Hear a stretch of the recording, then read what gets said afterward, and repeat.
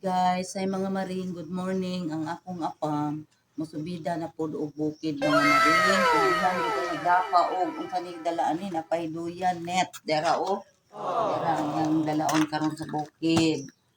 O unsa may imong buhaton dito apam, go go go apam.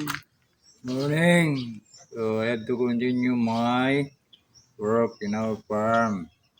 So I have to do some grass cutting over there and check the plants whether it is being attacked by wild animals or not.